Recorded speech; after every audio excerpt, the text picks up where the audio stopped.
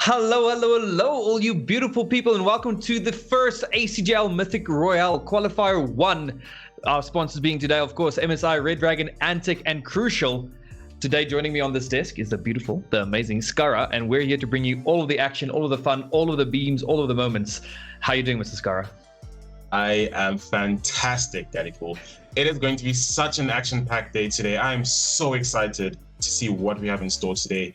Full stacked lobby. It's just going to be action from the get-go. Yeah, you know it. And let's quickly jump into all of the things we have to get out of the way. So as you guys know, we've tweeted about this as well. This is the first time that the prize pool of this tournament, the Mythic Royale, can actually be increased by you guys, the viewers. If you guys type !goal in chat, you can find out more. But we are adding up to 10,000 Rand to the prize pool. All you guys have to do is engage with Twitter.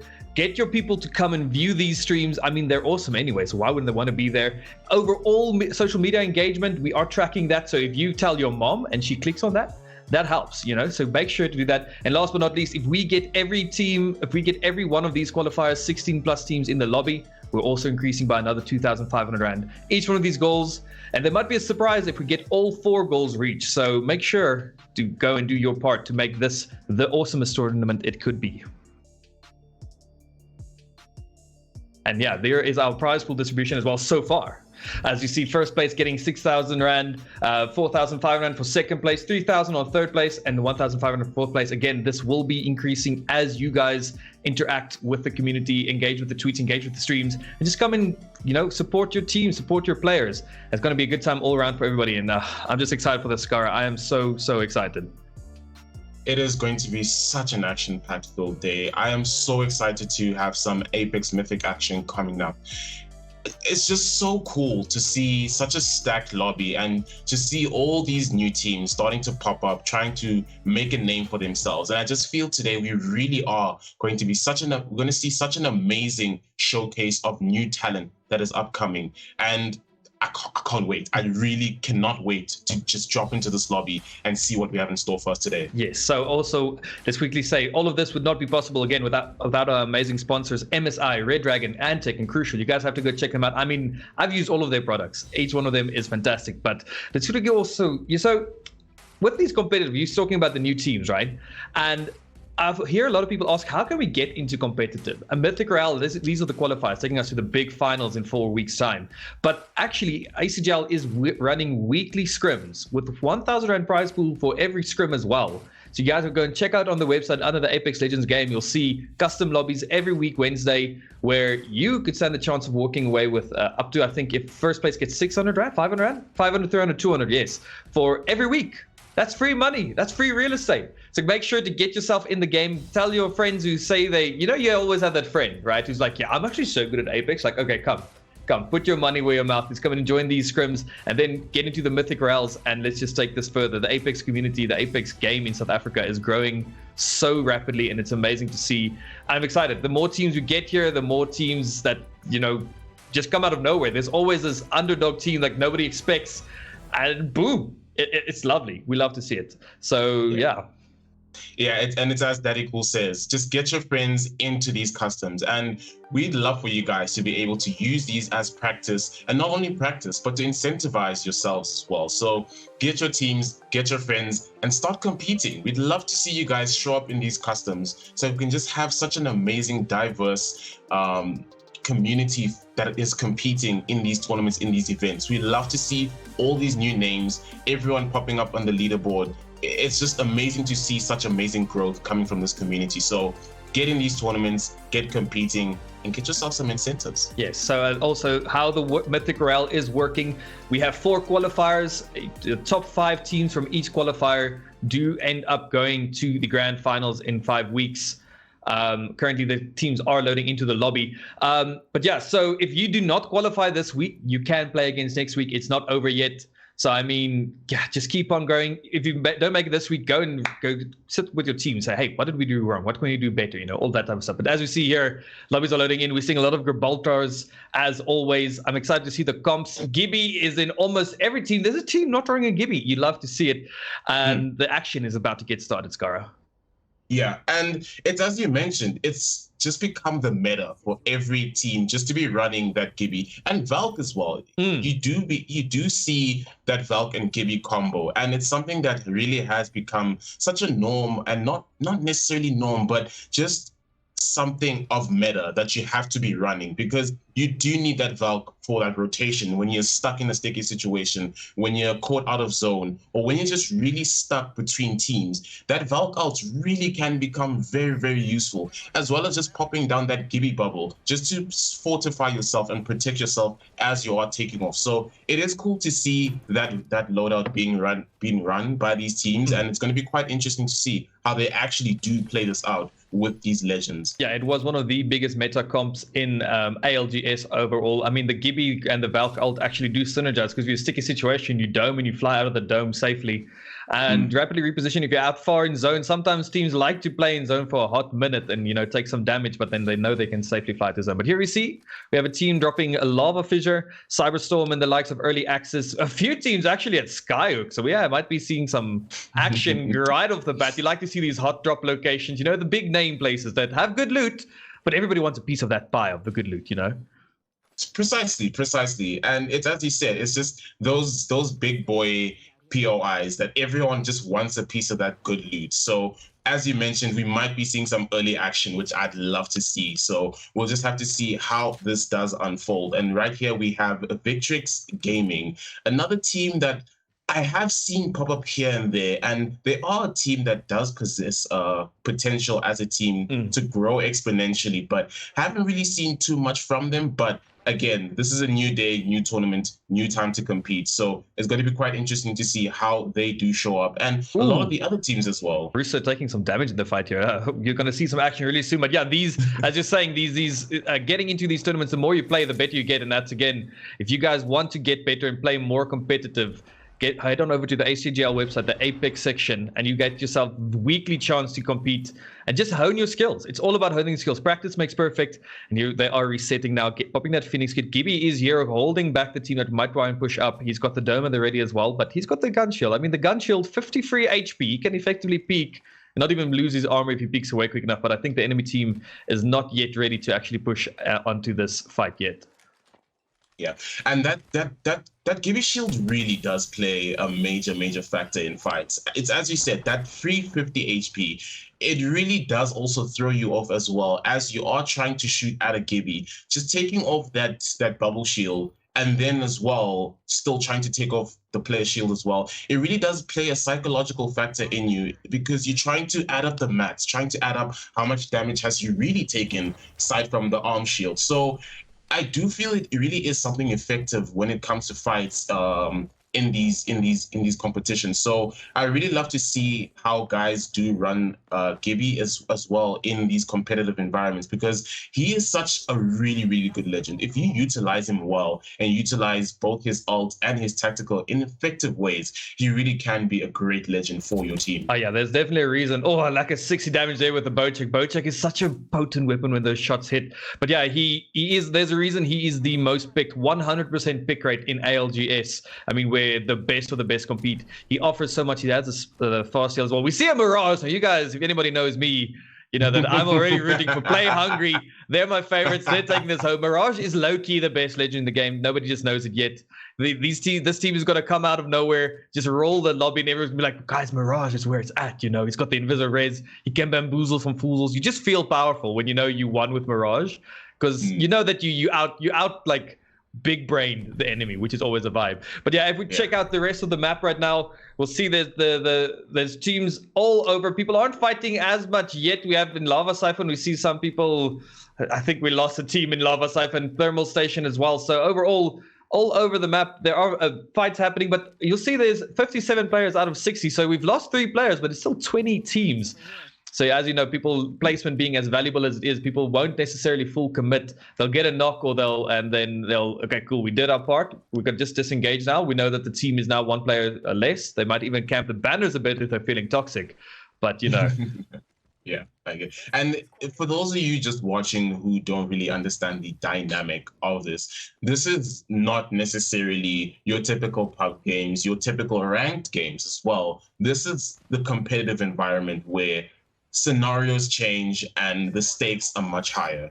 Things really start to come into play, and it's not just we play for KP, we play for end zone or whatever it be. You actually have to be playing smart, play as a team, try to play for that end zone, not really with your one step, with your two step, but that full three step, because it really can be vital going into these late games. So it is really, really cool and interesting to see how already we have 3 players only that have dropped, yet still we are on 20 teams. That just tells you the caliber and level of competitiveness that we do or will be seeing in this event itself. Definitely. I love the competitive. It's a completely different game compared to your usual Robbies. So just if somebody can confirm if I'm incorrect, first place gets 12 points and each kill gets 1 point as well. Then the ratio is 12, 8, 6, 4 up until fourth place, and then it just gets like less. I think if you're above 12th place, you get 0 points for placement. So placement is really, really valuable. There's no multipliers like in ranked.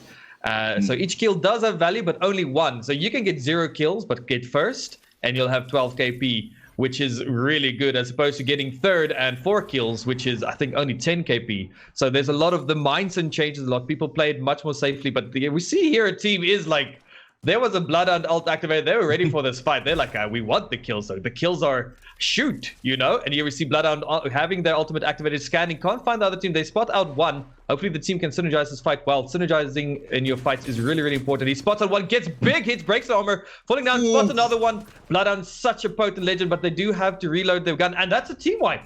There. That is an instant team wipe. INVG Alpha just rolling over. I can't see the name of that team, but that is one team down. And this is all, as you can see, how long was that before there was actually a team knock? Usually by this time, most people there'll be like 4 squads dead already, but that's not the case here, and you love to see it. Yeah, we really love to see it. It really brings a whole different atmosphere to the lobby itself. And it's, as you mentioned, usually you'd see 4 teams, 5 teams, 6 teams even would have dropped by now, but you still are sitting on that 19 team count. And that just talks about the level of competitive gameplay that we are going to be experiencing today. And as you mentioned as well, let me just touch on it, is just how good Bloodhound is as a legend. His ult, Beast of the Hunt, is just so amazing and so effective. 1, with his speed boost. 2, with that rapid scan. It is such an amazing and potent legend, especially if, as you mentioned, you do synergize with your team. Definitely. I mean, also they have the bonus movement speed. They have that strafing, so they're a more difficult target to hit overall. So it's a really good legend. They've also been, when the game first came out, they weren't too meta, but since they got their buffs, the increased range, the ult that actually gives for extra scans or cooldown, and the tracking through the wall lasting a few seconds. But you ever see some more action again for Dark Esports? No, wait, this is not Dark Esports. Oh, what the Rifle gets taken down. Yo, the amount of damage. These players know how to aim. The Gibby shield, as we saw, coming down with a quick heal. They can reset a bit, but it's not the safest reset. Has to pop a Phoenix. The enemy team isn't pushing it, but another player goes down for the team. Ooh, this is looking dangerous. This is not looking good. 2 of their players is down now, and he has to make the rotate now because he's going to be getting pushed. And he has to make the decision now on whether he has to rotate or just try to save his teammates at the moment. Looks like he's going to try and possibly reset behind, but the team is going to be pushing forward. Takes 24 damage, going to be the player, but he just unfortunately cannot finish it off. And that is Potential Viz. Potential Viz are out of this one. Dark Esports. I think there are 3 Dark Esports teams in this lobby. I feel like they have Dark Esports 1, 2, and 3. I feel they should have gone for Dark Esports, Darker Esports, and Darkest Esports. Really a missed opportunity here. We'll have to talk to the teams. A real missed opportunity right there. But as we see here as well, the zone is also a completely different way. Teams will be rushing into zone in usual lobbies. But here, if we look at the map, we saw that most of the teams are still outside zone. They're kind of trying to fish out what rotation is going to be the smartest, safest one, because they know the zone is effectively a massive choke point. So if they don't rotate out well, or they don't get knocks before they have to get into the smaller zone, it gets dangerous. And here you see they are playing. They have 1 minute and 20 seconds before the zone moves in. Truly. And I think that's also one thing many teams do understand, but some teams as well do not implement, is trying to find good rotations into that zone and trying to set yourself up for that end zone, because it is such a vital thing that really sets apart many of the team's wins or success rate, is trying to find proper positioning. And you'll see many times teams really do get caught out by that zone, and it just makes it so much harder for you to try and rotate, especially seeing that you'll be running into teams that are still trying to rotate and didn't manage to make that early rotation. So just trying to get that early rotation to set yourself up and your team for a good position in zone really does do you a whole world of good. So it really is going to be interesting to see how some of the players or how some of the teams do utilize that and try to see how they can set themselves up for that end zone. Definitely. So there we see the team of Free Farmers here in one of the newer POIs, Lava Siphon, just trying to take control of this. Not too far from zone, but as we were talking about the zones now, we were talking about Valk having a very high pick rate as well. Because Valk really allows you to do a bit of a dangerous rotation and then actually come in late, fly over, get your spot. But here we see some big shots with the flatline. You know, the flatline is such a monster's weapon. It is in the craft right now, but people still go out of the way to craft it just because it's so beautiful, even after a nerf. And this team wants blood. Free Farmers wants to farm. There goes the Gibby Dome. And they're ready to take this fight. Big 72 hit with a shotgun, with a massive doing what it does best. There goes the knock onto the Gibby, the one you don't want knocked first. But this team seems to just getting overwhelmed right now. One knocked on the side of Free Farmers. They have to get this Bloodhound. Bloodhound outside, kind of try and potentially reset. But here comes the door is going to fall down, and he gets taken out as well. Good play there by Free Farmers. We know the teams, we have Lone and Calder. They are well known in the community. They're really a team that we are looking out for today. And as we see there, they just dominated that fight. One did get knocked though, so anybody can bleed. Exactly. Anybody can catch these at. But it's as you said, the team Free Farm is actually a team I was looking at too. The team of Lone, Rexu, and Calder.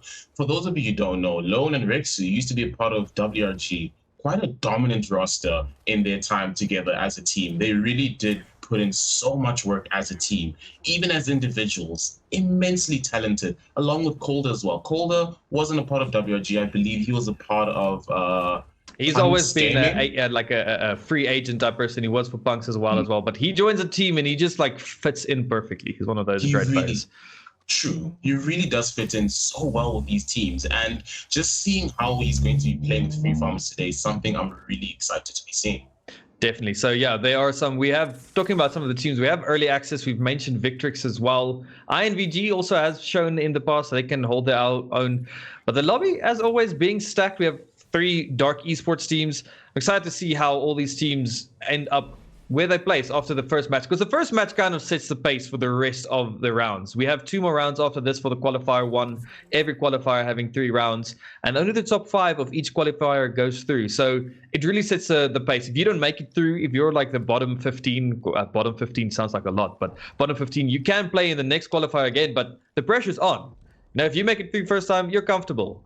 But now, if you don't, you have to think, okay, what we're doing wrong? What can we change up? And in the last one, we're gonna have a lot of teams who feel like they could have made it at the get-go, now fighting out because it's their last chance. So 4 weeks from now, I'm expecting for some desperate plays, but that also makes for some fun and epic moments. It's as you said, we love to see those desperate moments. It really just does play for such a like a dramatic feel to it, because they understand what is at stake, and it just becomes a thing of they have nothing to lose, so they just full send it. So I will be quite interested to see if we do end up seeing that, not only in this qualifier, but with more qualifiers to come. And for those of you who don't know, we do have 4 qualifiers running, so you will be seeing a lot of me and Daddy Cool with more action to come. But as for now, we will be focusing on the first qualifier, and we have Ovo Meraki right now. It seems they might be on the prowl for a team, but not at the moment. Seems the team will rotate out and they will just try to possibly reset and take a position in zone. We have Play Hungry here. I assume my Daddy favorite. Cool's favorite. Yes, they're my favorite. Because of the Mr. Mirage. But you see, they actually have the Rampage in hand. Now, that gun is also one of the newest additions to Apex in guns. It's such a devastating gun. It does so much damage. It has a massive magazine. I feel like you can shoot a gun for 2 minutes before you have to reload it. And it's so good for poking. You could cook breakfast, have dinner. That gun will still be shooting with that thermite equipped. Ooh. So it's as you mentioned, it's such a devastating gun. And if you're really accurate with it, it really can be punishing for many teams. So I'm not going to lie. Coming up against the Rampage really it's become my PTSD moments, okay? So Understandably so. Understandably so. Rampage and I, not the best of friends, but in other hands, it's so devastating. It is such a punishing weapon. And as you see here, Potentia are going to be beaming a team right now. 74 off of one of the players on that purple shield. Looks like they're going to be trying to retreat back inside. It seems the fight is going to happen now. They're bubble fighting. PK shots are coming down. One of the players goes down and it's the Gibby. Oh, they're going to have to try and clutch it out. But again, Wraith goes down as well. It's just left down to the Velk. Tries to beam the players who are on flesh right now. Can he get... Oh, it is not looking good right now. 3 players down in front of him. Can he get the clutch off of these teams? He's going to try and make the rotate out. You really need to try and possibly get on the roof, maybe pop the bat. But it is not looking good as both of his teammates are down and out at the moment. So he's going to try and pop a bat, but he's going to get third party at the moment, but he is going to get that sort of separation to try and get that bat off. Does get the bat off, and he's going to possibly try and make a rotate back into this building, but it is not looking good at the moment for his team. His team does drop down, and it does seem he's going to be chased down by the Bloodhound, who is in Beast of the Hunt. And as we've mentioned, that ult is just so good. It is so potent against many of these teams. Yeah, you can find out where everybody is. This is early access, also one of the teams in the lobby to be looking out for. Nice try there. It looked like it was such a clear fight at the beginning. They threw some great arc stars, did a lot of damage, but they just weren't able to follow through. And that's where the difference is, right? Early access has been a team that we've been seeing in multiple tournaments now. They've synergized up there now to play big beams there by Ranger David from team point 1. They are looking to aggressively push onto that building. Here comes the arc star. Arc stars, such great opening grenades. They really allow you to pressure a team. If you hit somebody with that arc star and it just instantly breaks their armor, it's free real estate. You know how to push on that. But again, if you're a team that knows how to keep their composure and play together as a team, there goes the Caustic ult. But the Caustic does get knocked. But the Caustic ult, again, being one of the devastating abilities, just slows enemies down. They take damage. They get slowed down. You can see them a bit more easily if you're the Caustic. But here, Suffix, very, very low. And Ranger David getting his red armor up, but now gets the knock onto the Valk. I mean, the Wraith, but this is the big up. He takes the bubble fight. Ranger David. Well played there. Was looking a bit dire. They did lose the Caustic fully, unfortunately, but there is a respawn close. But at the same time, there's still 8 squads in this small zone. Getting that respawn off is going to be a very small one. But the action doesn't stop. We have Darks Esports trying to fight the team now as well. It is just utter chaos now, and now this is where you start to see a lot of the beams, and the action comes, and Gibby goes down. But those thermites really do a lot of damage, and it does sort of create some sort of separation. But the Valk is going to try and make that rotate back into zone, because they are going to be getting pushed by this incoming zone. So they do have time to reset, but it looks like the team is not going to let them reset as they push on over and take out the team with a clean sweep. And it is Free Farmers. Free Farmers, yeah. They are looking to make their name known in this game. Really well played. They, like you said, oh, wait. Lone isn't done yet. He wants some more beams. He doesn't heal up his armor. He's like, I don't care. I'm here to shoot people. Still hasn't healed up the armor, but he's fine. He's got the red armor. He's going to pop that bat. They're going to reset. They got good positioning here. The zone is actually pulling on that building. So teams that have set up in that building, maybe with some caustic traps, are going to be pretty comfortable, but we'll all have to wait and see where the last zone pulls. The squads left. There are only 2 squads left. Oh, my. Oh my! What happened? Everybody else just died. Wait. You love to see it, but now, yeah. So now we have early access going against Free Farmers, as we were just discussing. Early access being a team that's played together for a while, but your Cyberstorm taking a lot of damage, but he does have the Spitfire. Spitfire being a potent gun as well. But I mean, Free Farmers, like you mentioned, we have Rexu, we have Calder, we have Lone. These are well-known beamers. But early access team comp, being a team that plays together frequently, they have that advantage on their side as well. So who wins? Raw talent or power of family, Skara? It is family, okay? I believe in family. Okay. But as you mentioned, early access, a team that has been competing a lot. And they are a team that I was looking at as well, because they have placed well in some Mythic Royale Apex events in the past for ACGL. They do place very, very well. And I know that with regards to their synergy, they play together a lot. They are such a well-oiled team, and they might be considered underdogs or might not be looked at as the team to take it, but they do have what it takes to be up there. So I believe in the early access family. But here comes the Gibby Dome in. Free Farmers wants to end this game off. They pop with the Gibby Dome. They want to get in, but they call. They're spotting one player outside, ready to fight. Takes big shots, but gets big shots in as well. He gets taken down. I think that's one down on each side. A big 99. 99. But also goes down. Free Farmers. It's only lone left. It's a 1v1. It's a 1v1. Gibby v Gibby, but those are some massive shots, and Free Farmers take it. What a beautiful match one with Free Farmers clutching it out with that 1v1, action-packed from the get-go. We love to see it. Congratulations to the winners of our match one, Free Farmers. Free Farmers taking it home. I mean, that was tense. I think both Gibbies, it was a 1v1, both of them on full armor, but the 301 just got those first few shots, and then he just took it home for them. Lone clutching it up for his team. Great team plays, great overall. My Mirage team didn't place top, I think 5. Maybe they were somewhere high. I still believe in them. They still have a chance. Well played to all the teams in that lobby. So much action. I love it. It's been action-packed from the get-go, and I just can't wait for these next matches to come up, because it's, as you said, these matches are what is going to set the pace and tone for the rest of this event. And with that match one, we didn't even see all those teams getting wiped. It was from instant 13 to 2 teams. Yep. So if that's going to be the pace that is going to be set in those end zones, I'm excited for match 2 and 3. I'm excited as well. Well, I mean, I feel like the zone got a few kills there, because there was about 6 squads, and zone 4 hurts. People don't always realize it, but if they don't pay attention to that zone, you can really end up getting clapped and make the zone the kill leader. Unfortunately, whoever was the kill leader, zone overtook you. But also, the zone is so small. You've got so many teams. There's so little angles, or so many angles to get shot from, and only so much cover. So teams do get taken out quickly, and that's what's so fun about these battle royales and that last zone. It feels like there's so much control up until that last zone, and then it's like all hell just breaks loose, and it's just who can keep their composure. And I love it. Ooh, sorry about that. Oh no, precisely. And it just comes down as well to your experience as well, and how you do play out those end zones. It's because, as you mentioned, those zones are really, really tiny, so you really need to be smart about how you play around that.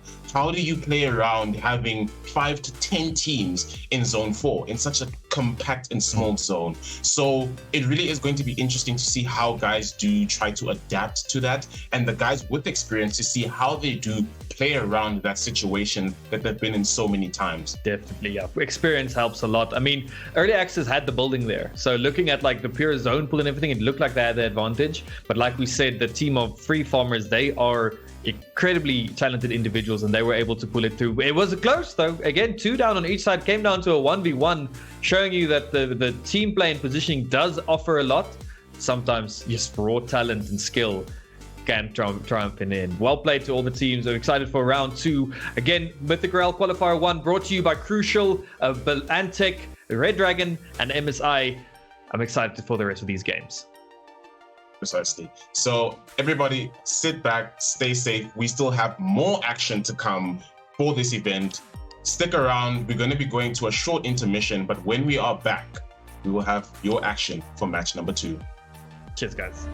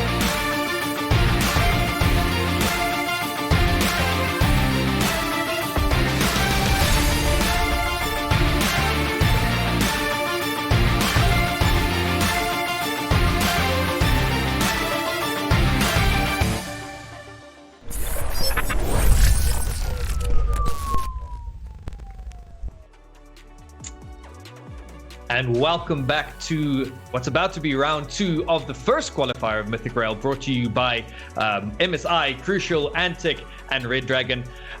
We just discussed how great Game 1 was, and I'm excited for Game 2. Like we said, Game 1 sets the pace. Game 2, people start like thinking what they can change, and then Game 3 usually is where people get desperate because they're like, oh, okay, we're 10 points off. If we can do this or that. So, I'm excited, Skara. I'm excited. There's a scoreboard. There we have our scoreboard. We have 3 farmers who are sitting in first place. It was just a massive, massive game for them. We did see that 1v1 pop out in the end, but still, regardless of that, it was just such an amazing match. Even though we did see many, many teams drop, and as we mentioned, Kill Leader will go to zone, but it was just really, really amazing to see the action we had going into that late game. And unfortunately, my family early access didn't really secure that win. They did secure the second, but aside from that, it is really, really cool to see how things did turn out in that match, and I'm excited for Game 2 because, as you mentioned, now is a time where everyone just starts to readjust, rethink their strategies and plans going into this next match. Because now it's a thing of, okay, we understand what didn't work in Game 1, we understand what we should do or shouldn't do, and we try to rearrange or work around all of that and now implement that strategy into match 2.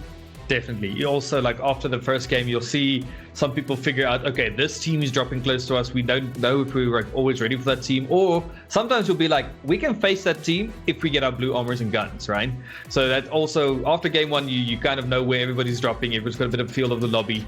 And now it's going to be interesting. We actually have a few console teams as well today. I love to see the console players getting involved. It just helps the community grow overall. But console players, notoriously, they do struggle a bit, but they are getting better. We've seen some great console players coming through. I mean, we have Snipedown internationally being one of the best players in the world on console. So if you're on console, don't be scared to join these. Again, weekly we have those tournaments where you can actually go and like practice, get ready for the bigger tournaments. There are big tournaments all over the country. ACGL obviously being the ones that host some of the biggest ones, and we love to see it. We're excited for more of these. And here, the next map is loading up. We're getting ready for Game 2. I think we're going to see the same comps overall, Skara. A lot of gibbies, and maybe a few teams that didn't have gibbies are going to pick them up now. Yeah, and one thing I was really surprised not to be seeing is that I didn't really see any ashes in the loadouts. It's really interesting because I would have expected that we would have been seeing some ashes here and there, because Ash really can be such a helpful legend. She does have that instant TP that can rotate you out of situations or into better positions. She also does have that tether that, if used effectively, as you've mentioned with that Arc Star, just creating such a great opening for your team. Just popping that, tethering teams, and then just popping in your nades. Or at least even having her recon, her passive. Because I've seen players and teams use this in the past where they use that passive to sort of use as a recon on these death boxes to understand, where are these teams? Can we possibly rotate? Can we possibly take this path or that path? Yeah. So even though I'm not seeing that, I'm still going to be keen to see how players do play out with that Bloodhound, the Valk, and the Gibby. I see there's at least been one Ash picked. I didn't from quickly looking there, but yeah, that's true. I mean, sometimes you open up the map as an Ash, and you see there's a graveyard somewhere, like, okay, let's avoid that area. There's a lot of dead people there. We don't want to, like, there's limited space for graveyards. We're not going to go put our boxes there as well. So you rotate around. It really keeps it interesting, keeps it keeps you on your toes because you really know what's happening. But yeah, as you see again, this is a completely different fight path. I really like Apex recently changed their algorithm to how the zones pull. Sometimes we'd see like the same flight path and the same zone pull 3 games in a row, but they've really changed it up to make it be more random, and that really keeps for some interesting. Nobody knows that where they drop is going to be the same every time. The zone's going to pull you to different positions, and it's again keeping everybody on their toes. Precisely, and it's just a thing of, it's just more balancing now, because you don't necessarily want to have a situation where you drop maybe Lava Siphon and it pulls to Skyhook, or you drop maybe Maud and it just pulls all the way to Fragments, and you just constantly have to rotate. And already teams that have rotated to those places understand that, okay, this is where Zone has been pulling. what we just need to do is set up ourselves in the zone, set up a good placement to play for that end zone. And it's, as you said, just having that randomness to it just makes it, one, more competitive, and two, just keeps teams on their toes. Definitely. Actually, if you're looking at the map here with the fights we're seeing here, MTG Apex getting involved in. Tree was the hot zone, another cool element that Apex has that makes some zones obviously have better loot and guaranteed gold tier loot. Oh, big shot there with the Sentinel. Sentinel being such a beautiful gun. But 3 teams at Tree, not the biggest place to have 3 teams. So I don't know what's going to be happening here, but Extremi Boy taking those pot shots, trying to, find an opening for his team. Yeah, and it's as you mentioned, Tree is not really the biggest place, and it really, you don't have enough space for everyone. So someone has to drop at some point. So it's going to be quite interesting to see how these teams do play this out, because it is not a big POI to be playing in. So as we see now, the team is going to be rotating out because they do understand that trying to take this fight right off the bat is just not going to be the play. So they'll possibly just try to make that rotate out and not risk that end zone. Definitely. It's again, people are very conscious of the value of placement. They'll rather rotate out than be safe than risk taking this fight. It could be KP, but 3 KP, but dying is not as good as getting maybe 3 KP along your rotations and then getting 5th place. That's a much more value that you are getting out of that. So yeah, now everybody's reset and getting ready for the rest of the fight. The first minute is where people are trying to find their feet, trying to find their loot, and then the rotations start. The zone pulling a bit center, but to the bottom right. The zone might end close to Lava Siphon. Usually, I believe this zone could end bottom of Harvester. We'll have to wait and see. And hopefully we'll get a scan or something soon that can actually show us what's happening. But yeah, everybody getting ready for the rest of this game. Oh, and I actually did see, if we swap over to one of the teams, I do believe over Meraki have scanned for the next zone, and it's going to be pulling towards a Lava Siphon. So that's going to be quite an interesting zone, because I've seen many Lava Siphon end zones, and they really do serve as such a great showcase for some action. So going to be quite interesting to see how this does play out with that zone pulling towards the Lava Siphon. But it doesn't seem like we have any fights at the moment. Everyone a bit relaxed at the moment. Thermal Station, there's a bit of teams getting close to each other, When you see teams like, sometimes we as a spectators, we can see like, oh my gosh, these 2 teams are close to each other, but they're just none the wiser. So we might see a fight break out soon, because actually the team of the previous champion, Free Farmers, they're between 2 teams right now. That's usually you don't want to be the ham in a ham sandwich, but the team of Free Farmers is a type of team that they'll make the best out of being the ham in the ham sandwich, Yeah. Precisely. And we do see Free Farmers are not going to be running that Valk. They're actually going to be running a Wraith. And this is like that OG comp type vibe. But we do see Colder is now going to be pulling out some beams with that R9 and Flatline, going to be dropping his opponent 2 HP, but not necessarily going to make that push, just alerting them that, hey, we're here, just be careful. But we won't be seeing too much engagement. It's just going to be those distant fightings that is going to be happening. But we will be seeing Free Farmers are going to try and rotate out, because I think they do understand that they are sandwich, and it's that sort of experience mentality that they understand the situation, they understand their surroundings, and try to make it better for themselves. And again, trying to play for that end zone, because it's, as you've mentioned, Daddy Cool, you can't get too much value with just that 3 KP. You need that placement as well alongside your KP. So they do understand that, and they make that rotation out. Definitely. And one team actually did end up entering as well. So we now have a total of 4 teams at Thermal Station. So Thermal Station is one of those zones that do just attract players. I don't know what it is. It might be the heat. We are heading into winter, so people want to get themselves nice and hot and cozy. But talking about Calder's loadout, running the Flatline and R99, that's a very, very demanding setup in the sense of ammo. But also it's a very devastating setup. I mean, the R99 being one of those guns that can just do so much damage so quickly. But usually you'd want to swap that out for a shotgun. Shotgun being much more ammo efficient. Obviously, you need only 2 stacks. So that's another thing the pro players, they do tend to be wary of, is your inventory management. One of the things, but he gets hit by an Arc Star. He has to get out quickly. This Gibby Arc Star is slowing you, both your movement and your mouse sensitivity getting lowered heavily. But OVO is in a tight spot right now. They lose their first player. The Gibby is on 1 HP. The Wraith lost all of her armor. It's not looking good for them. Oh, but that is a team of Free Farmers there in the middle. It's actually not. Free Farmers making it out, but now the Wraith is left. It's not looking good for her. Her cooldown is got 4 seconds left. Trying to pop this bat. Maybe she can rat out for a team, but it's really not looking good for her right now. She's stressing. You can just see those predators just waiting for her to peak. But at least we'll be able to create that sort of separation. It's going to possibly try and just... Ooh, but a nade is going to be coming in, but won't really bother her too much. Just going to pop that med kit. It's going to create some sort of separation, and it is going to be... We have early access running into Free Farmers. Where did they come from? That's round the 2 team here. Oh, no. You love to see it, but they do some damage.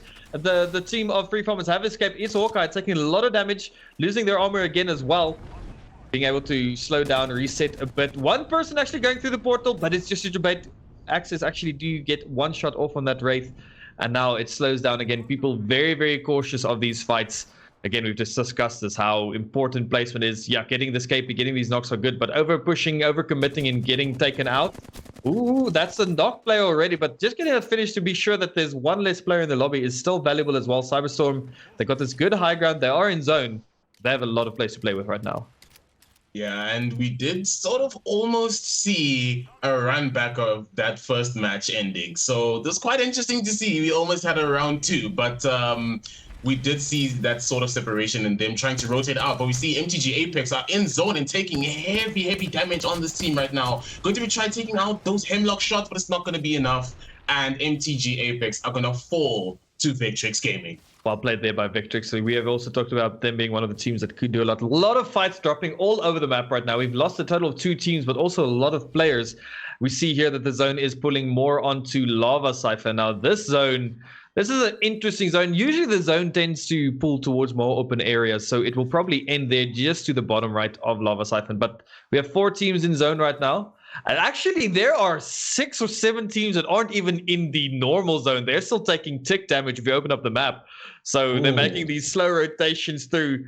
They're like, we can take... The zone doesn't hurt as much as bullets, okay? Zone 1, less damage than bullets. Let's make the smart, long rotations. And that's the thing as well. First zone, nothing really to be scared of. If you have at least a set of medkits and syringes, you can tank it out and go for the safer rotation. And that's what these teams are opting to do right now. Yeah, precisely that. And it's as you mentioned, since the zone doesn't really tick that much, they're not really in a rush to try and make that rotation, especially if they do have that Valk in that Legend loadout. So it's going to be, as you mentioned, just them trying to make that safer rotation, not trying to compromise themselves, because they do understand that in these situations, we do tend to sometimes have teams that want to be holding the ends of these zones. So smart on them, especially seeing that it is a zone where you won't necessarily be punished for staying too long into it. But again, they do need to be making those rotations back out. So good on them to try and maybe make that safer play of, you know what, we'll take that damage, it's fine. We have the medkits, we have the syringes. Just try to make the safer rotate out. Team Last, Brain Cell running the Corsic, also one of the legends you do tend to see a lot in competitive. They offer so much with those gas traps, allows you to actually safely set up a building and own a building. But yeah, I mean, Valk, really, really valuable. We saw actually the likes of Free Farmers actually going for that safe rotation. And there's a team here with Boma Waza clan, and it's actually Free Farmers. If they know that, they'd probably play a bit scared, but they have a Corsic. Again, they can slow down people's pushes. The door does get broken. Now, big shots there by Wonderful, breaking that person. But unfortunately, it might not be enough. Wonderful is the last one left. It's a Corsic, not the best legend to, rat with, but sometimes they realize, like, okay, yeah, I have to go. It was nice having you, team. Thank you for playing with me, but I'm going to see if I can get us some placement points. But it's getting shot at like crazy. They are not allowing him to make this rotation. And it's as you've mentioned, Colder is going on the hunt. He wants this kill, but Colder is going to get absolutely beamed. He's going to get punished for this push, but he does have that gold armor, so will be able to pop those shield cells, get himself to full HP, can pop the syringe as well. But again, that wasn't really the smartest play, because in these types of games, you don't want to be unnecessarily pushing like that, because as we saw, you will get punished. Carnivore at least coming and clutching like, hey, I'll make a portal for you for your dumb plays. We'll get you safe. The thing is that wasn't even the first team that was shooting at him. It was a different team. This is Apex Legends. We know third partying is a massive thing. People always keep their eyes out like, we're going to get a free, third party kill, They can smell it almost. And they saw the caustic run, but like, okay, that's a solo caustic. There might be somebody hungry for it. And Calder was hungry, playing the Bloodhound, which actually doesn't have escape necessarily, which was a risky play. Usually you see the Wraith players do plays like that because they can, Wraith back to safety if need be. But the fight's on over here. Dark Esports here getting some good shots with the Wingman. Wingman being one of those old reliable guns, it's just from day one, it's been a staple in Apex Legends. It really is the icon of Apex Legends. When you think Apex Legends, you have to be thinking about that Wingman. And I don't think there's anything more satisfying than hitting a Wingman shot. Definitely. It really is. Especially so hitting those 3 in a row with one headshot in between, getting that instant knock. People just don't. Like, what do? You think you're safe, you're taking a fight, and then somebody just does that to you. Like, well, I deserve to be dead. That person just absolutely rolled me. But here, teams are starting to take up their positions now. We have 16 squads in the lobby left, but only 43 players out of 48. So there's a few rats and a few duos that have to now do the best with the cards they've been dealt with. And the zone is getting ever smaller, ever smaller. Yeah, and now we are going to be going into Zone 3. Ooh, that Arcstar is going to be dealing some heavy damage on Duke Deuce. And this is your team. Play hungry.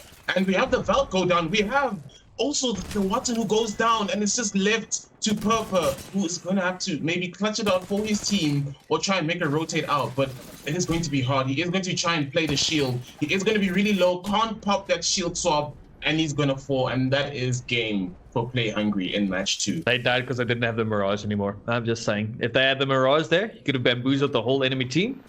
Did they not have the Mirage? No, they swapped out for Watson. I'm disappointed. Unfortunately, Watson didn't have time to set up her traps on the doors. Watson being really, really good legend to also, just like Caustic, take ownership of a building. But you need to prioritize getting those fences down to prevent teams pushing in. Teams there had free reign to kind of push in and just shoot at them. I don't know if there was a bit of a misplay there. But unfortunately, they are taking out this game. But again, this is a team I haven't seen before. This might be their first time playing. And the more you play in these lobbies, the better you get. Like, honestly, eventually ranked gets easy when you consistently be playing in these competitive lobbies, big shots there with a 30-30. 30-30 is one of my favorite marksman's rifles. Potentia doing a considerable amount of damage, farming up the armors for his team as well. That's another big thing. Evo shields, if you're able to poke and farm up armors, you're good for the fight. Some teams will be in the last zone still on blue armor because I haven't been able to farm up damage. But here, Potentia securing himself with purple. But INVG Aqua, and there's one player left. It's the Valk. Valk is one of the team players that can actually get out safely, as they are going to do now. Just fly out, rethink everything, go find a safe little spot. Everybody sees a Valk going into the sky. Everybody has your number. They want you out of the lobby like, how dare you fly? How dare you? You're not better than us. But as you say, yeah. Now we have a fight. We have early Axes who do have a fight in hand. Cyberstorm going to pull out those Arc Stars and try to sort of create that separation and, try to push the teams back, because that Arc Star really is useful in terms of trying to push teams back, because they do understand they do get that sort of stun if they are hit, whether it be for 5 damage, for 90 damage. So that's how Arc Stars really can be effective, and Akis is going to come up with those absolute beams. And we do have the team sitting in there, it seems, with a Bloodhound, Gibby, and that Caustic. And as you've mentioned, that Caustic can be really, really vital on 83. X is just farming them right now with this Flatline. Flatline, also one of the iconic guns of this game. It was so iconic that I had to put it in the crafter to try and convince people to not use it, but people will craft it still. It's so good. It's such a good damage weapon. High recoil, but even higher damage. It makes it so worth it. But there's this team. They're probably so annoyed. They don't have grenades, and they just see this team sitting in there. Sometimes you're just like, why? It's so close to me. I want them dead. And hopefully they're going to be able to make that play. They have opted to activate the Bloodhound ultimate, but with the Caustic ult, it's a dangerous decision to make to try and go and fight in there, because you are on the back foot. If those Caustic traps activate, you're slowed, your vision is impaired. It's a dangerous situation. Here we see a team precisely. just opting to fly to safety. That's what the Valkyrie is good for. Just safely get yourself out of here. Just a gentle landing, you know, a free ride on that SA Airways. Just explore the lovely lands of World's Edge. But early access are going in right now. We can see in the kill feed that they are taking some players going down. Big shots here. Cyberstorm does get broken, but there's a Gibby Dome. But he can't hit the big shot with the massive there. Hits a massive one that time around. Takes one down. It's a 1v1 situation, but he's too low.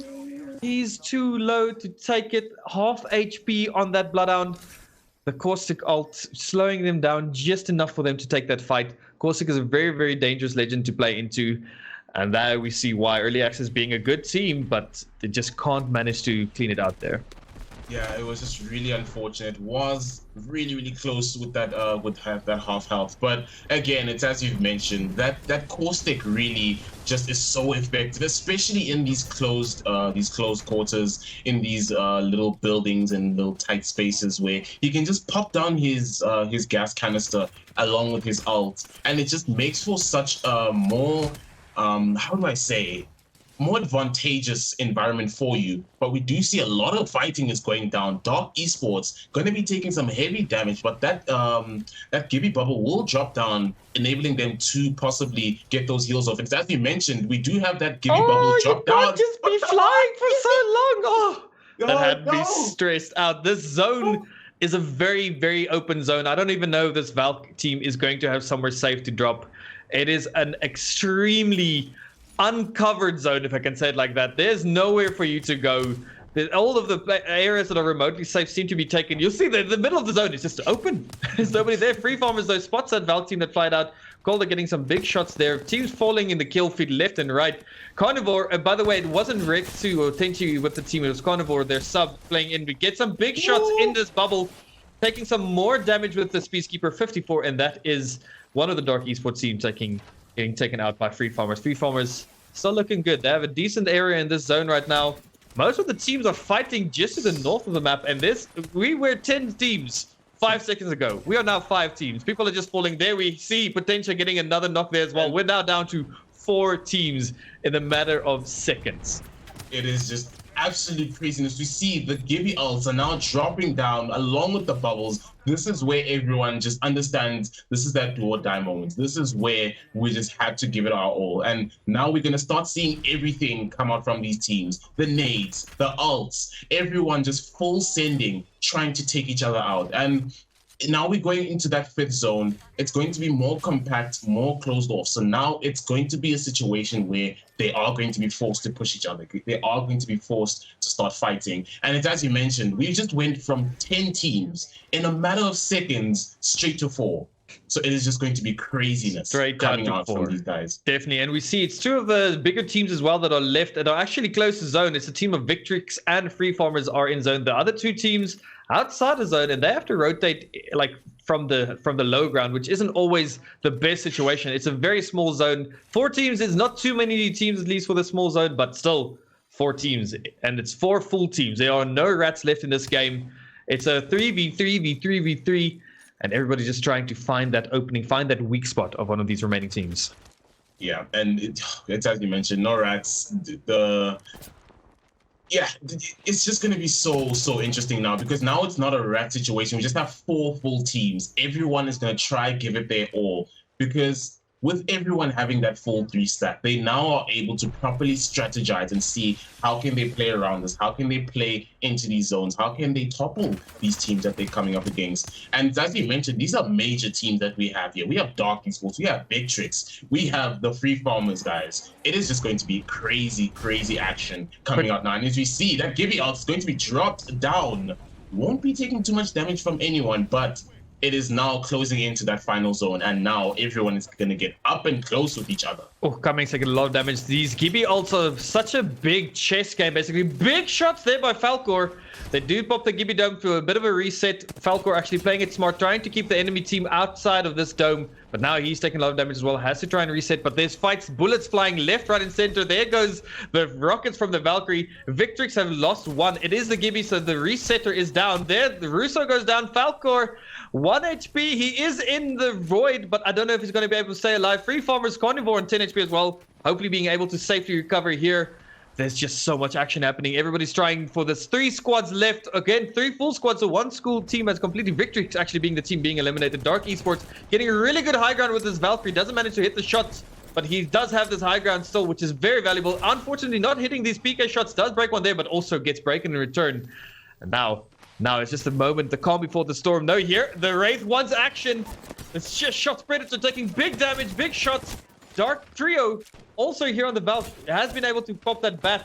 Everybody's just getting knocked right now. Oh, it's just too much. There's just so much chaos to try and focus on. There's just so much action from every corner. Teams left now. Potentia actually being the only full team left right now. Crummings getting big shots here with the 9-9. Crummings flying to high ground for safety. And now gets taken down. But wait, Potentia, they take it home.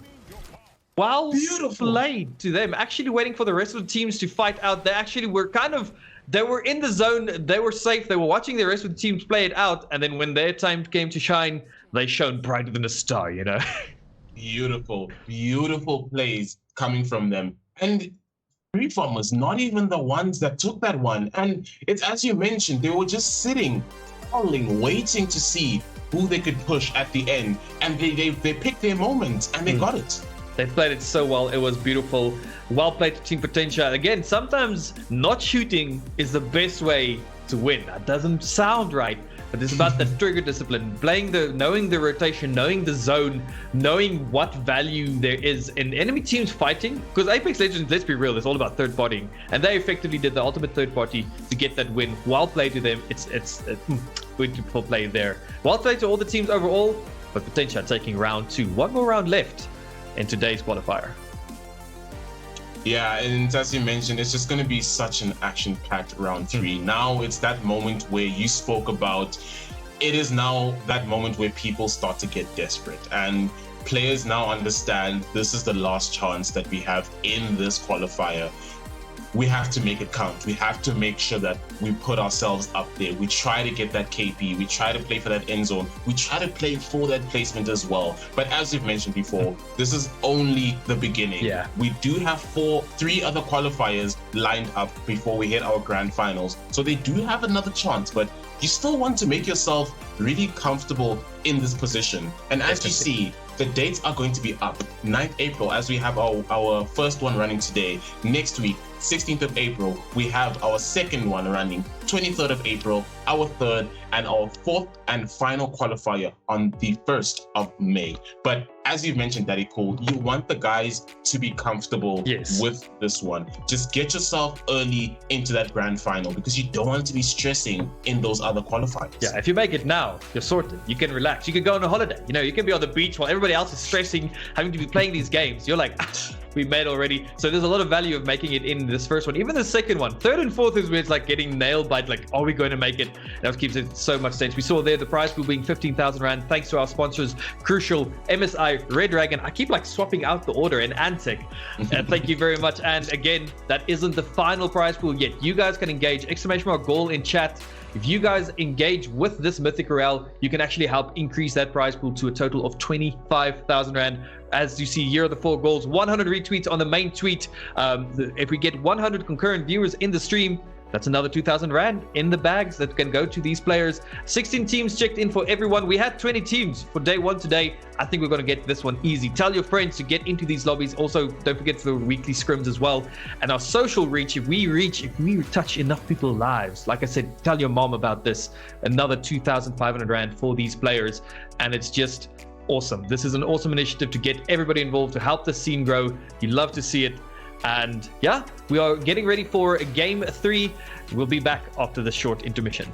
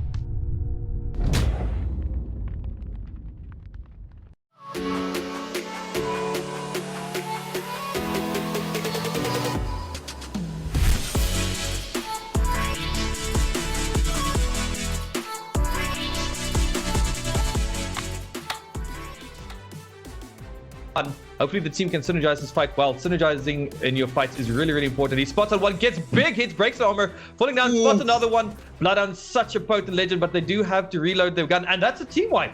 There. That is just an instant team decision now on whether he has to rotate or just try to save his teammates at the moment. Looks like he's gonna try and possibly reset behind, but the team is going to be pushing forward. Takes 24 damage, going to beam the player, but he just unfortunately cannot finish. With a shotgun, with a massive doing what it does best. There goes the knock onto the gimme, the one you don't want knocked first. But this team seems to be just getting overwhelmed right now.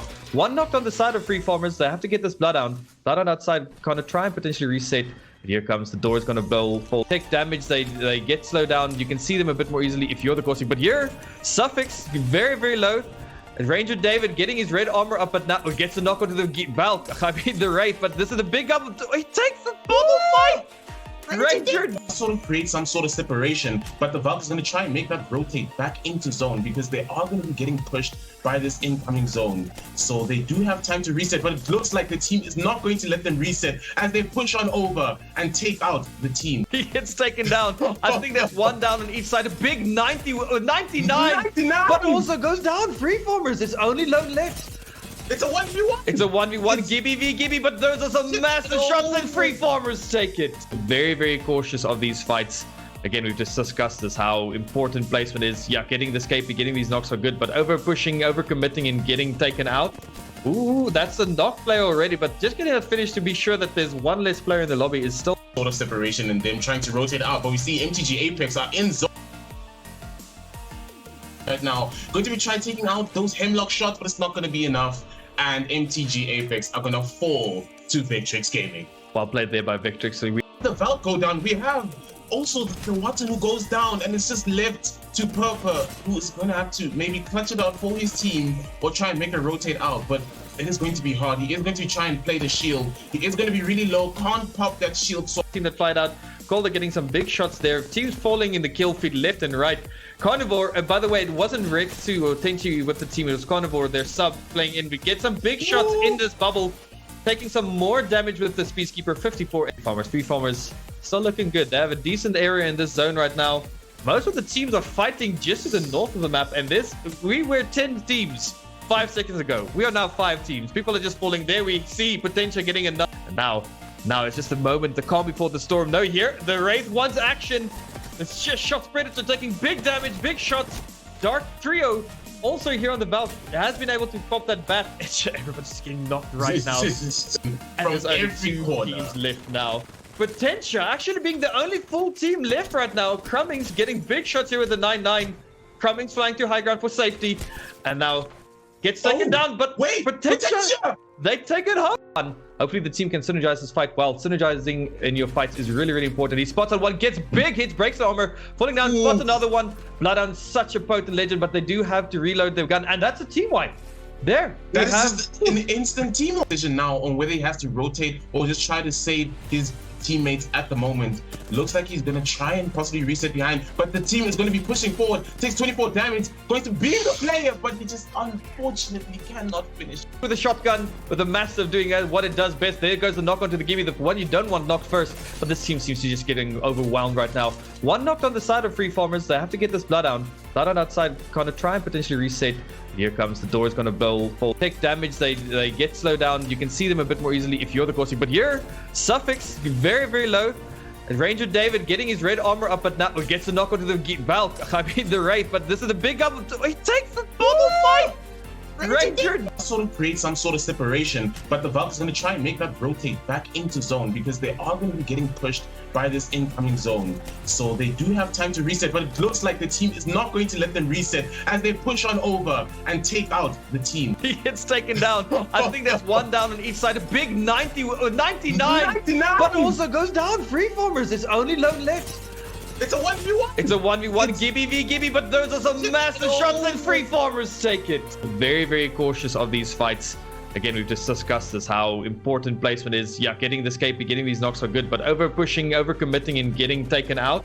Ooh, that's a knock play already, but just getting a finish to be sure that there's one less player in the lobby is still sort of separation and them trying to rotate out. But we see MTG Apex are in zone and taking heavy damage on this team right now. Going to be trying taking out those hemlock shots, but it's not going to be enough.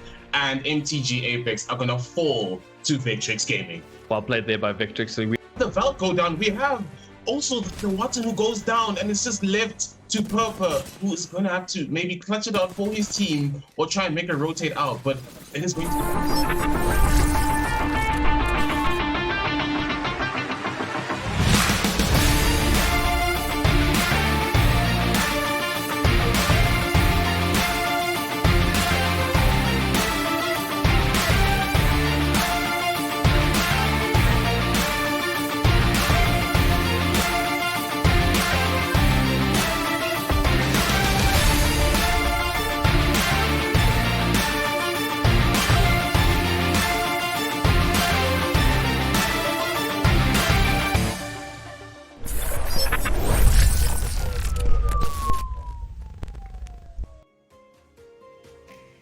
And we are back for round 3 of the first Apex Mythic Royale qualifier. Man, we were just discussing now how crazy that end game was. So much action happening, so many people just obviously shooting at each other, but it all went to like hell in the blink of an eye. And this is the type of action we love to see in these competitive matches. After that scoreboard, that is game 2's scoreboard, though I believe this is still game 1, where we had a team of Potentia actually winning game 1. There we go, Potentia taking that game. Our total leaderboard we will show right after this game as well, but that puts them winning a game is 12 points to your name, so that really sets you comfortably to be qualifying, meaning you can relax for the rest of the qualifier series.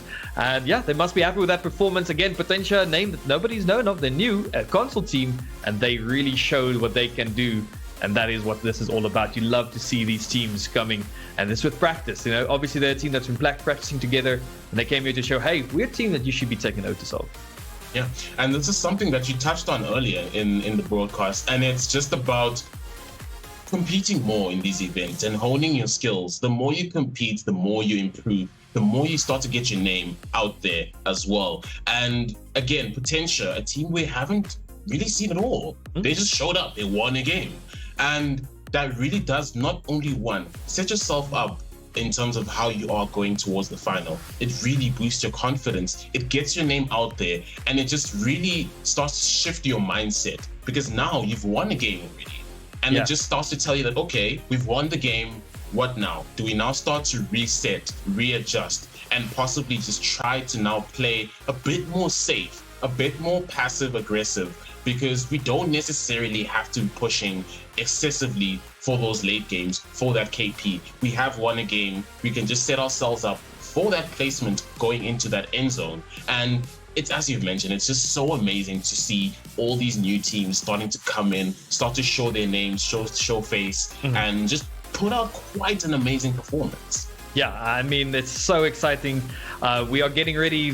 Game 3 is busy loading up. The players are getting ready for this last match. As we said, this last match is like the make or break. We have 2 teams that are basically guaranteed to go through, but there's probably about, looking at the scoreboard in general, 6 teams that still stand a realistic chance of making top 5 for this qualifier.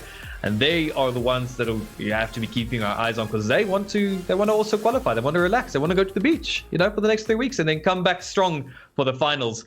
Here we see that teams are busy choosing their legends.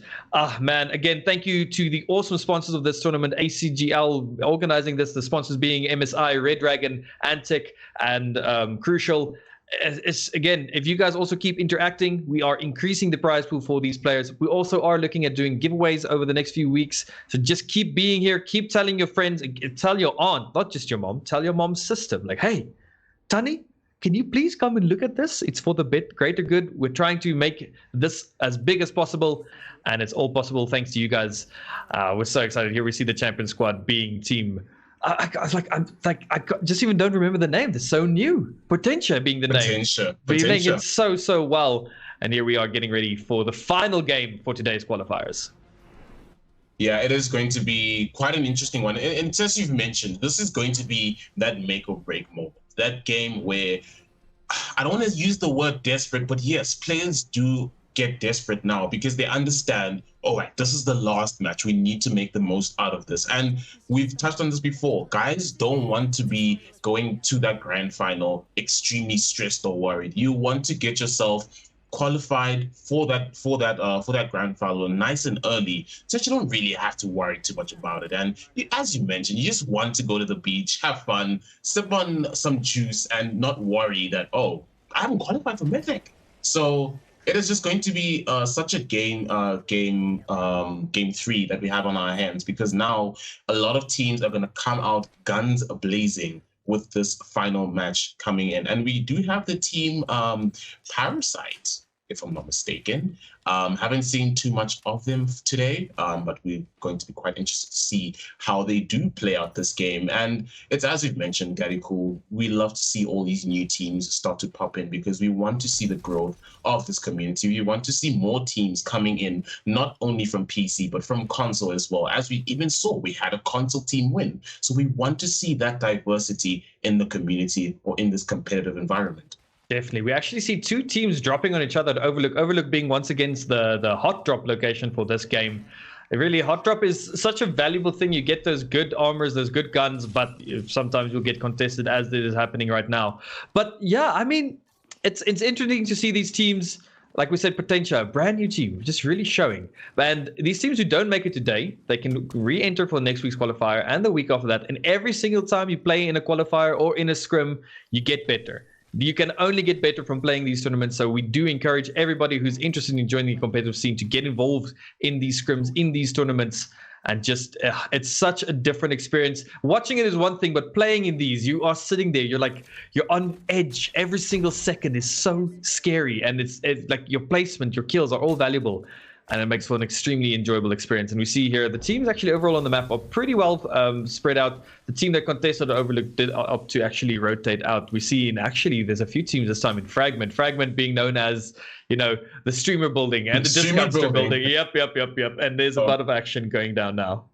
Yeah, and I really miss World's Edge as a map. It is just such a beautiful map, really well balanced in terms of the terrain, not too high, not too low. It's just really balanced, and it's such a great map for competitive, seeing that that's why it is really chosen as the competitive map. It's such an amazing map to play around. And as you see, ooh, that bird nade coming in, and it's going to take some damage off of the player here, but it's not going to take too much damage, nothing you should worry about. But that's why I really love seeing some of those vert nades coming in. They really can be such an amazing tactic to try and draw teams out of their hiding positions, or to try and create some sort of separation or an entry for teams to push up. I see there's big fights going down to the south of the map at launch site, actually. Lubu Buga, one of the stars in the community, actually. One of the youngest Apex Legends players in the country. He's so talented at such a young age. Getting started, the sooner the better. You can only get better over time. But they are going against the like of Victrix. Again, we've talked about Victrix being a team that's played together a lot. So they have lost one on the side of Victrix. Not completely lost, that's a knock, but big shots there by Falco with the Scar. Scar being a gun that can do a lot of damage, but with a lot of recoil. Here we see Victrix losing a lot of armor, but gets a massive knock as well. They were able to reset the Gibby in the meantime. Good hold there by Russo. And now it's only one left on the side of... and they get taken out there. Victrix taking out this team. That's just unfortunate. But yeah, just Victrix at least claiming that early 3KP. Only that literally was the first team to drop. And that should tell you just the caliber of these lobbies. Is you don't always see teams just drop so early, but you might be seeing another team drop now, as we see that Gibby ult is going to be popped over on INVG Aqua. But they are going to be able to reset, get their shield up, get their health up. Not going to bother them too much, but it does seem that they're going to be in such an altercation right now. We do see that Bloodhound ult get popped, and now we will see some action, and the Gibby does go down. INVG Aqua are going to be in such a sticky situation, but unfortunately they fall down to Lost Brain Cell, and Lost Brain Cells do have mono down. Party? It's a third party. Oh. It is a third party. This is what happens if you drop at the locations such as Skyhook. You know, it's a big place, lots of damage there. Gets taken out. Lost Brain Cell only has one player left. It's the last player, and now they have no brain cells left. And unfortunately, they get taken out there by the likes of I believe that was early access. Ooh, Yes, early indeed. access. Early access. They are here to make a name. There are fights popping off all over the map right now. Just action. Everybody wants these kills. They want to make it into these. They want to make it top 5 for this qualifier. So they're desperate. People are hungry for the KP and the placement. Because they know, like, if you don't shake it up now, those bottom teams, you know, teams from like 8th to 20th, they might be within reach of breaking the top 5 if they get a lot of kills with the win. And that is maybe what they're playing for right now. We're down to 14 squads before Zone 1 even goes in. But here we see again another car doing a lot of damage here in Streamer. But no, actually, this is, I don't even know where this is. This is in this Fragment. Here to the edge of the map. They have lost the Gibby so far. It's a 2v2 situation for both of them. There is an armor swap happening. This is the Reeve without hammer points, unfortunately. There's only the Bloodhound left here. And he's going against 2 players. Gets good shots here with the Wingman. But he gets taken out in the end. And another team falls so early in this lobby. Yeah, and this is what we've mentioned. This is the match where everyone just swings for the fences. They just say, you know what? We just full send it. We're just going to try and get that KP, because this is the moment where everyone just wants to make up for that bad first match or that bad second match. And they just want to make up in this third one. And the kill feed Potentia just got eliminated. Actually, in Climatizer. So one of our champions gets taken out in 13th place. And that is the nature of these battle royales. You know, you can win one and the next one get taken out first round just because people are like, you know what? You're the champion? Well, we don't like champions around these parts. They get taken out now. But now we're down to 12 squads. And the first zone isn't even fully moved in yet.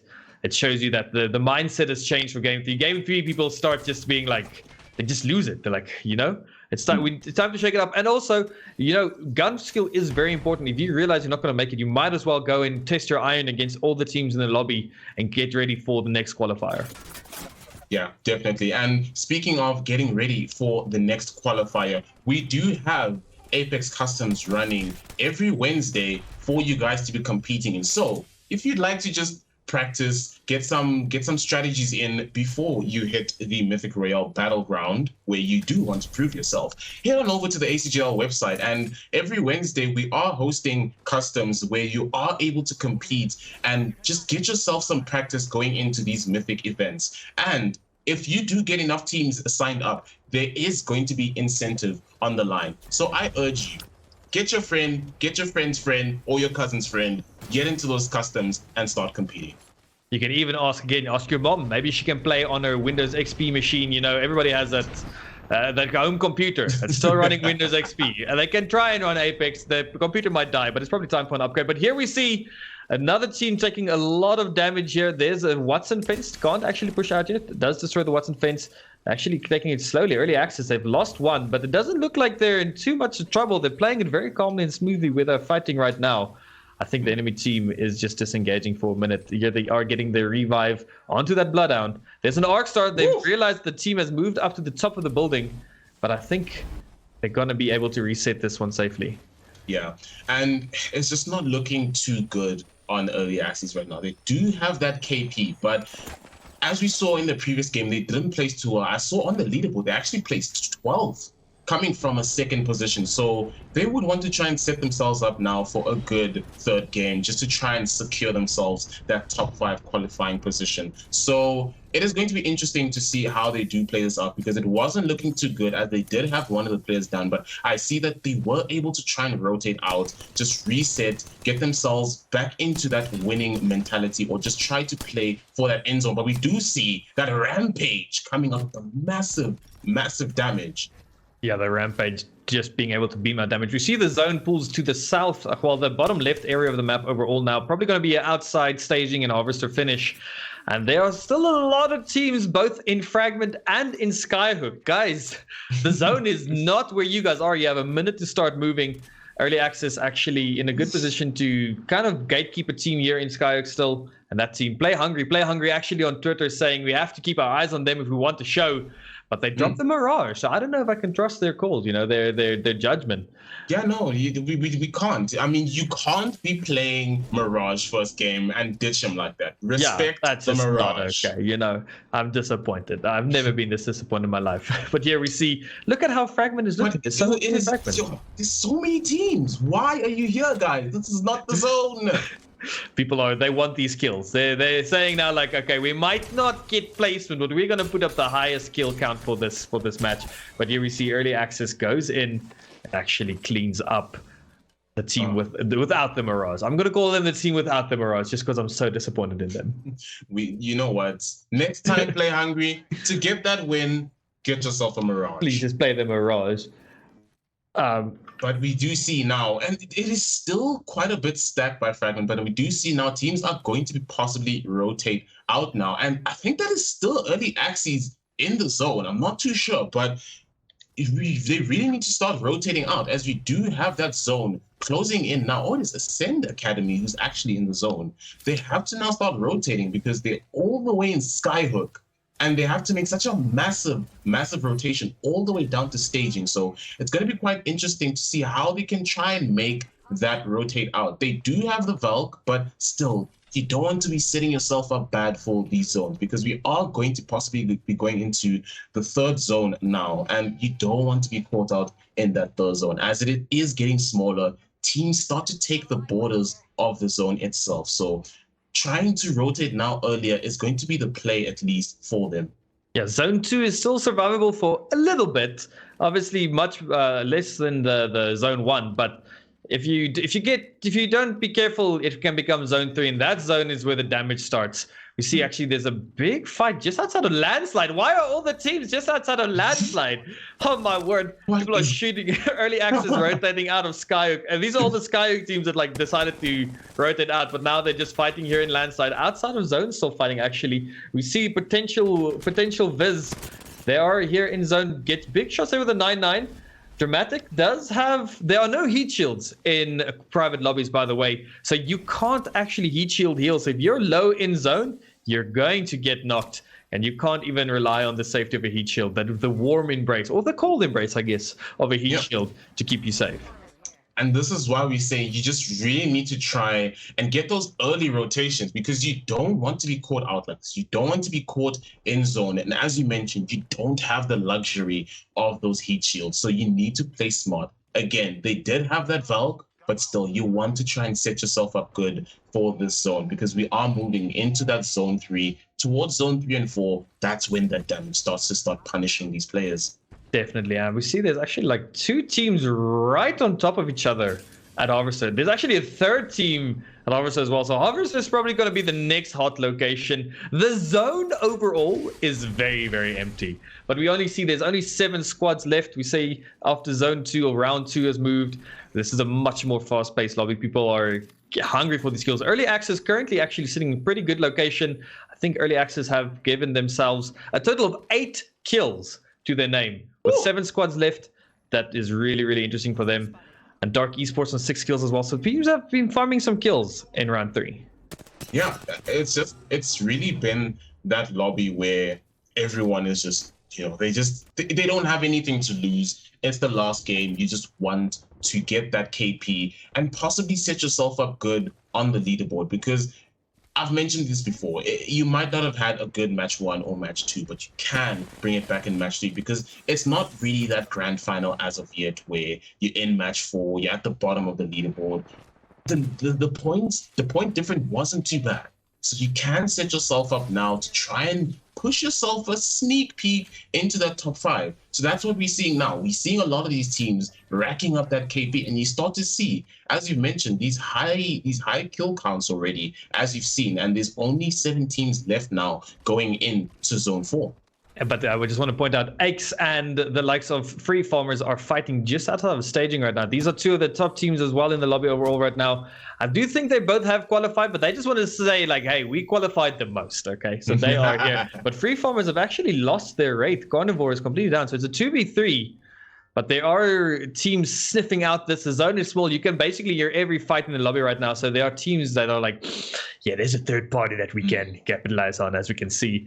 And here we also see Dark Esports still holding Harvester. There are 3 teams, or 2 teams in Harvester? I don't know what's going on in Harvester. No, it's 3 teams. It's early access, it's Free Farmers, and there's 1 team on that height. So this is, really confused as to the gameplay or mentality right now, because the players haven't really been pushing for that zone. It's just been constant fight after fight on the edge of the zone. But now we see, oh, this is going to be a tough zone. We don't have any cover whatsoever, and it's just going to be out in the open fighting right now. Yeah, the zones do tend to pull into these opener areas. We have that small little building. There's a bit of the train tracks you can use as cover. But this is a call that we call between staging and harvester. It's a fun zone, actually. It can be anybody's game. And there's 7 squads still left at this point. Here we see early access. Oh, Cyberstorm taking a lot of damage from a charge rifle. He does get knocked in the end. Some charge rifle is just griefing early access from all the way at harvester. That charge rifle being such a devastating gun. Big shots here. He does manage to knock another player. He has to reset a bit. Cyberstorm is still knocked. They don't have a Gibby for the reset, which is a bit of an interesting one. Big shots by the Bloodhound. It's Hawkeye making sure his team is slightly safe. I don't know if they'll be able to actually recover this player here, because we know that the charge rifle somewhere like just ready to beam any type of like unsafe player right now. Yeah, and it looks like they are going to pop that Wraith. Oh no, the Wraith portal is just above the head of the player. The down player can't actually get into the Wraith portal, but at least the second he gets respawned or recovered, he can move on up and go and reset. But now we see here Victrix. Victrix, another big name team. They're on these train tracks. Train tracks is a pretty prime location to have right now. Access Elite Dragon actually taking down Cyberstorm again, but obviously he still needs to reset. He's in a tricky location. They have to still move as well. Zone is going to be pressuring them away from where they are.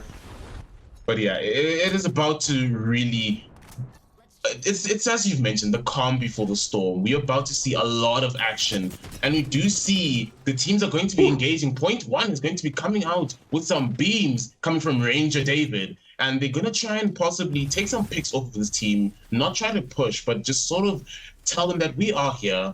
Just relax, and just try and create that separation, because you don't want to be getting pushed by these teams and just be put at such a disadvantage, because it's, as you've mentioned, the zone is so closed off and so small that you can hear every single fight. And in that situation, that really calls for a lot more third parties. So you want to be able to put yourself in a scenario where you're not really compromised when it comes to fighting other teams. Definitely. I also want to point out the Free Farmers are out of this lobby, and there's only one player left on the side of Team Access. He's a solo rat. So right now, I think one of the Dark Esports teams as well, the OG Dark Esports. Dark Esports none. They also only have a rat left. But we have the likes of Victrix. Victrix looking to clean out this lobby, but they're in a pretty decent location. They're picking fights with everybody in the lobby right now. And they just want to be sure they qualify after this round 1 of qualifiers. Yeah, and as we saw, we did see that solo little rat. And I mean, I think we should all say this, but a game of Apex is not complete without that one rat. We need that rat, okay? So ratting is an art, okay? It really is. You need to hone your skills. You need to be one with the ratting to be able to rat. But we do see here, point one are going to be holding the zone here, and they do have a team behind them. The Gibby bubble is going to be popped down, but Ranger David is going to take some damage. Is going to be able to pop that back, but they are going to be sandwiched a bit now because they are surrounded by a lot of teams. But it looks like they're going to pop that little caustic ult to try and get some damage off the team in here. 89 massive beams coming out from Russo, I believe, from point one. And it seems as if they're going to try and push in, try to claim this building, and Suffix is really going to be dropped down to almost one shot. Is going to be taken down, but Ranger David is going to pop down that bubble just to try and get his player up. Does have that gold bag, so it's going to be quite an advantage in terms of him getting that extra HP. Yeah, Dentus, actually the last player alive, is about. She's just going to opt to fly out and try and stay safe. There are 3 rats in this lobby now. There are 12 players, 6 squads. It's a very, very empty lobby. But you know, it ain't over. A rat can still win a game. If they time their third party correctly, they're in a good location. So here we see the last few teams. The zone is moving. This is zone, I believe, 5. Now, this zone hurts. I think it's like 4 ticks and you're dead. So you cannot make yourself at home in this zone. You have to be safe. You have to get into the safe area as quickly as possible. This zone where it's pulling has a lot of high ground and your angles you can hide behind, even a building in dead center. But that doesn't mean that anybody's safe. Precisely, and yeah, it's as you've mentioned, this zone, it really is that Cape Town heat and that Joburg weather. So you don't want to be making yourself comfortable in there. But we do see some beams coming out here from Crow, but is going to try and hold that train tracks. And as you've mentioned, train tracks really is such a good position to hold. You do have that height off of everyone. You can sort of recon and see where is everyone exactly, where can we push to with regards to the zone. So that team is going to possibly just stay up there, hold train tracks as long as possible, and then wait out and see how they can be pushing in. By the way, the original Dark OG rat is still alive. So there are 3 rats still alive in this game. I think it's 3 rats and 3 full teams. That is the loadout of this lobby. If you check the map, there's just like 3 players that are just dead still. They're not moving a muscle. The vision is based on movement. And they are just safe right now. Dark Esports taking a fight here, but Victrix in this very, very comfortable position. And the zone is pulling straight towards Victrix underneath this train track.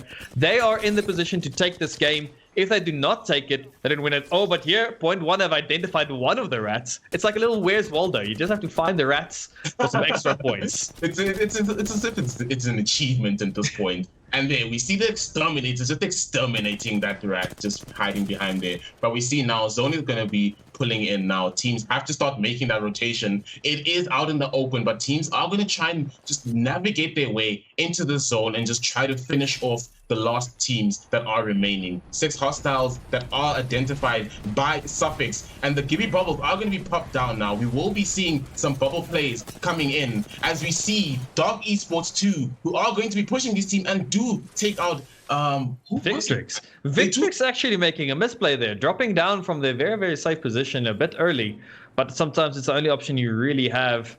And now we still have a rat. It's still alive. It's Hawkeye. Hawkeye's like, I'm gonna freaking bow check people. He doesn't have a bow check. I'm a bit disappointed, quite frankly. But he actually gets spotted out and taking a lot of damage. So there's 3 squads left, 1 rat, 2 full squads. And they just want this rat. They managed to find him, and now it's the final showdown. The 2 full teams against each other. And now they're going to be shooting it out. 2 Gibbies don't expended. I don't know if the Gibby ult has been used yet. Ranger David taking a lot of damage here. The Bloodhound as well, getting a free angle from the side, completely safe. He has the Havoc without the turbocharger, but the Havoc being a gun that can do so much damage. Point 1! And we have our winners for match 3. Point 1.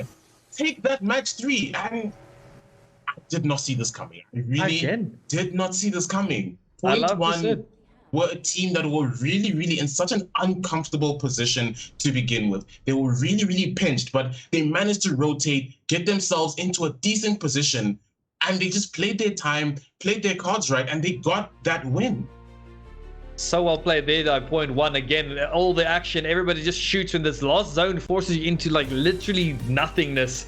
It all just goes to shenanigans. But there was a rat who made it all the way to 3rd place. Hawkeye getting his team a very good placement points there. They will most likely be qualifying thanks to that, because they did have a better game as well earlier, like you said, 2nd place. And that's that. That was round 3. And we're just going to be waiting now for these final results. But man, what a showing by everyone there. There we see point 1, 1st place, Dark Esports 2 in 2nd place. 2nd place, Team 2, coincidence? I think not. And then Early Access getting that 3rd place. They should be secure now. And Victrix having the prime position in that game, and unfortunately not being able to clutch it through for 4th place. And then the OG Dark Sports, that rat was, I think, there since there were 12 teams. And he managed to pull the way all the way through to position 5 for his team. And that's what we need. You need to be one with the rat to be able to get it free. Channel that inner rat. But it is just wonderful to see how he did secure his team, just that 5th position. And that is, it's massive. We don't understand this, but rats can really play such a major factor with helping your team get those placement points. Because trying to just navigate yourself into that zone, wait out and see where are these teams fighting. How can I just seclude myself and try to hide and not necessarily try to engage with anyone, but just navigate, or not navigate, but just overlook and see what is happening with regards to what's going on around. And as we see, they just easily secured themselves that 5th position, and it's just massive points coming in for them. Definitely. No, so I mean, yeah, if you sometimes you'll see a team that's rats from all the place 16th. If that rat didn't escape on 16th place, they would have 0 points to their name, you know. And if you make it all the way to 3rd, you've just magically made 8 points for your team. And that's again, like we said earlier, ratting is a true art form. It's it's a form of beauty, you know, and it's something you have to work on and refine. Sometimes you have to like just punch your teammates off the map so you can go and practice that ratting. There's another pro tip here, guys. You heard it here first. Bunch your teammates off the map and just practice ratting from the get-go. It's really worth it, you know. But yeah, that is round 3 of the first qualifier done. First qualifier of the whole Mythic Royale, being brought to you by our amazing sponsors, Antec, Crucial, MSI, and Red Dragon. Thank you very much for this, and also you guys being here, watching this with us. We were just waiting for the final standings to see who is our first 5 qualifiers for that grand finals on the 8th of May, I believe. Oh, yo. What a day. It has been so action-packed from the time we started till the end. It has just been such an amazing showcase. No team won back-to-back, and that's what we love to see. We love to see that unpredictability. We love to see all these teams just randomly showing up and showing that we are here to take it, and we're not just going to back down, whether we're underdogs or top dogs. We're just going to show that we are here to stay. We can contest for that top spot. But ladies and gentlemen, today has been the Mythic Royale Apex Qualifier 1. Thank you so much for dropping by. We really appreciate it. Have a wonderful evening. We will be live next week with Qualifier 2. So remember, keep an eye out on the socials as well to try and see who did come first, second, third, or fifth to find out whether you qualified or not. But once again, I'll move it over to Daddy Cool to just close it off for us. Yeah, one more thing we have to mention, just our goals here, guys. Just getting 100 retweets on that tweet, 100 views on our stream. Again, that will even count just for the finals itself. 16 teams per qualifier, and the social reach, if we reach those goals, we adding 10,000 rand to that prize pool. And again, we have our next qualifier next week, and you know what's the best way to practice for a qualifier? This was the scrim. So be sure to go check out ACGL this Wednesday. There's a custom lobby running. You can go and, you know, just sharpen your iron, so sharpen your axe for the qualifier next week. Don't forget about that. Thank you everybody for being here with us today. Keep your eyes on the social, like Skara said. Thank you for joining me. You're this side. Now I remember correctly. Thank you for joining me, Skara. You've been an absolute pleasure. We can't wait to see you guys next week again. And thank you to everybody. Thank you guys for watching. And may you have a fantastic weekend. Hopefully the team can synergize this fight well. Synergizing in your fights is really, really important. He spots on one, gets big hits, breaks the armor, falling down, spots another one. Bloodhound, such a potent legend, but they do have to reload their gun. And that's a team wipe. There. That's just an instant team decision now on whether he has to rotate or just try to save his teammates at the moment. Looks like he's going to try and possibly reset behind, but the team is going to be pushing forward. Takes 24 damage, going to be the player, but he just unfortunately cannot finish. With a shotgun, with a massive doing what it does best. There goes the knock onto the gimme, the one you've done. Hopefully the team can synergize this fight well. Synergizing in your fights is really, really important. He spots on one, gets big hits, breaks the armor, falling down, spots another one. Bloodhound, such a potent legend, but they do have to reload their gun, and that's a team wipe. There. That's just an instant team decision now on whether he has to rotate or just try to save his teammates at the moment. Looks like he's going to try and possibly reset behind, but the team is going to be pushing forward. Takes 24 damage, going to be the player, but he just unfortunately cannot finish. With a shotgun, with a massive doing what it does best. There goes the knock onto the gimme, the one you don't want knocked first. But this team seems to just getting overwhelmed right now. One knocked on the side of Free Farmers. They have to get this Bloodhound. Bloodhound outside, kind of try and potentially reset. Here comes the door is going to blow full. Take damage, they get slowed down. You can see them a bit more easily if you're the coursing. But here, Suffix, very, very low. And Ranger David getting his red armor up, but now gets a knock onto the belt. I mean, the Wraith, but this is a big up. He takes the bubble fight. Ranger sort of create some sort of separation, but the Valk is going to try and make that rotate back into zone because they are going to be getting pushed by this incoming zone.